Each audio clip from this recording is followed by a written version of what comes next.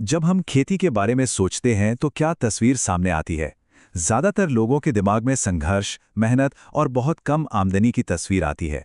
मतलब एक ऐसा काम जिसमें किसान बस किसी तरह गुजारा कर रहा है। लेकिन क्या हो अगर ये पूरी तस्वीर ही अब पुरानी हो चुकी हो? क्या हो अगर कुछ लोग, कुछ एग्रीप्रेन्योर्स, जमीन के छोटे से टुकड़े को ही लाखों के मुनाफे वाले बिजनेस में बदल रहे हों? तो सवाल सीधा सा है, क्या 1 एकड़ जमीन आपको सच में अमीर बना सकती है? क्या खेती वाकई एक कम मुनाफे वाला काम है, या हम इसे अब तक गलत तरीके से ही देखते आए हैं? चलिए पुराने और नए तरीकों के इस फर्क को जरा गहराई से समझते हैं। चलिए जरा इन नंबर्स को देखते हैं। बाईं तरफ देखिए, पारंपरिक खेती। बिहार में अगर गेहूं उगाया तो 1 एकड़ से साल के लगभग 35,000 रुपए बनते हैं। मक्के से थोड़ा बेहतर, शायद 42,000 रुपए। इसमें घर चलाना भी मुश्किल है। लेकिन अब दाईं ओर देखिए, अगर बागवानी यानी फलों की खेती की तरफ रुख किया जाए तो कमाई का ग्राफ सीधा आसमान छू सकता है। हम यहाँ लाखों की बात कर रहे हैं। फर्क साफ है ना? तो चलिए खेती से जुड़े इसी सबसे बड़े मिथक को तोड़ते हैं और देखते हैं कि आज की हकीकत असल में क्या हो सकती है। और इस हकीकत को समझने के लिए हम मिलते हैं सुधांशु कुमार से। ये बिहार के समस्तीपुर के रहने वाले एक किसान हैं, लेकिन इनकी सोच किसी बड़े बिजनेस सीईओ से कम नहीं है। इनकी कहानी इस बात का जीता जागता सबूत है कि सही नजरिया और सही तरीका खेती की पूरी दुनिया बदल सकता है। तो सुधांशु ने ऐसा क्या अलग किया? उनकी सफलता की कहानी एक ऐसे बाग से शुरू होती है जिसे उनके अपने परिवार ने ही पूरी तरह से बेकार मानकर छोड़ दिया था। सोचकर देखिए, कई साल पहले सुधांशु के पिता ने उन्हें 18 बीघे का एक आम का बाग दिया जो लगभग बर्बाद हो चुका था। और उस पूरे बाग से साल की कुल कमाई महज 15,000 रुपए।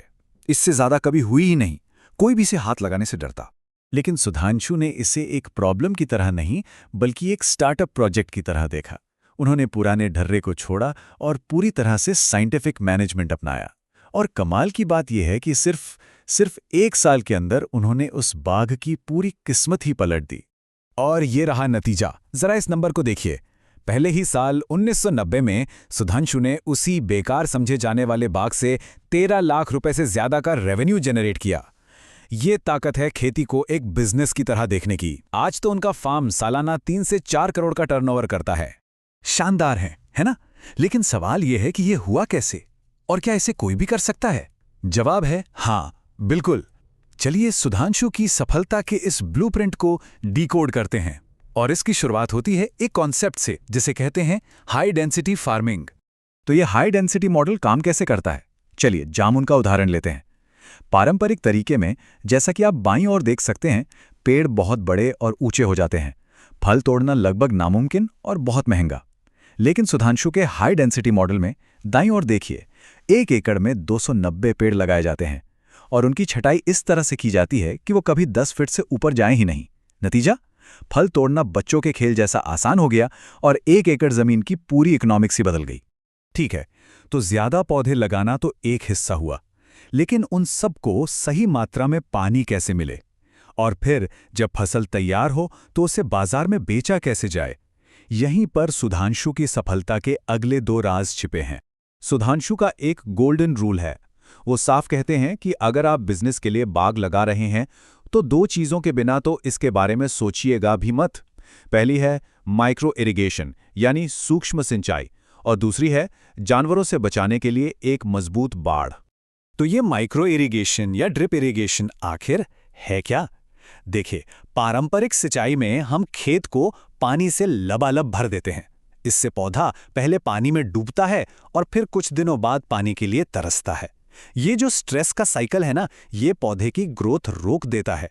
लेकिन ड्रिप इरिगेशन में हर पौधे की जड़ तक एक पाइप जाता है जो बूंद बूंद करके ठीक उतना ही पानी और खाद पहुंचाता है जितनी उसे जरूरत है। मतलब पौधे के लिए कोई टेंशन ही नहीं। अब आती है सबसे दिलचस्प बात, मार्केटिंग। 90% किसान यहीं पर चूक जाते हैं, लेकिन सुधांशु की रणनीति एकदम अलग है। पहला कदम, बाजार जाओ, लेकिन बेचने के लिए नहीं, सिर्फ देखो, सीखो। दूसरा, और ये मास्टर स्ट्रोक है, पहले 2 साल कोई मोल भाव नहीं, जो बाजार का भाव है उसी पर बेचो। उनका सारा ध्यान तीसरे कदम पर होता है, बेस्ट क्वालिटी देना। और जब खरीदारों को ये भरोसा हो जाता है कि इनका माल सबसे अच्छा है, तब आता है चौथा कदम, अब कीमत तय करने की ताकत किसान के हाथ में होती है, व्यापारी के नहीं। लेकिन सुधांशु यहीं नहीं रुके। इस ब्लूप्रिंट का जो आखिरी और सबसे मॉडर्न हिस्सा है, वो है टेक्नोलॉजी का इस्तेमाल करके पूरे फार्म को एक ऑटोमेटेड एम्पायर में बदलना। चलिए देखते हैं कि भविष्य का ये फार्म कैसा दिखता है। ये किसी साइंस फिक्शन फिल्म जैसा लगता है, पर यह हकीकत है। सुधांशु के खेतों में फाइबर ऑप्टिक इंटरनेट लगा है, 70 से ज्यादा सीसीटीवी कैमरा, मिट्टी में नमी बताने वाले सेंसर, एक ऑटोमेटिक वेदर स्टेशन, सब कुछ है। वो अपने 70 एकड़ के केले के बागान में पानी चलाने के लिए भागदौड़ नहीं करते, सब कुछ एक कंट्रोल रूम से होता है। और इस सारी टेक्नोलॉजी का मकसद क्या है? मकसद है एक बहुत बड़ा बदलाव लाना। किसान को एक मजदूर की भूमिका से निकालकर एक बिजनेस मैनेजर या सीईओ की भूमिका में लाना। सुधांशु एक कंट्रोल रूम में बैठकर एक बटन दबाते हैं और खेत में लगे वॉल्व अपने आप खुल जाते हैं। यह है खेती पर पूरा कंट्रोल, बिना कमर तोड़े। तो अगली बार जब कोई कहे कि खेती घाटे का सौदा है, तो शायद वो पुराने जमाने की बात कर रहा है।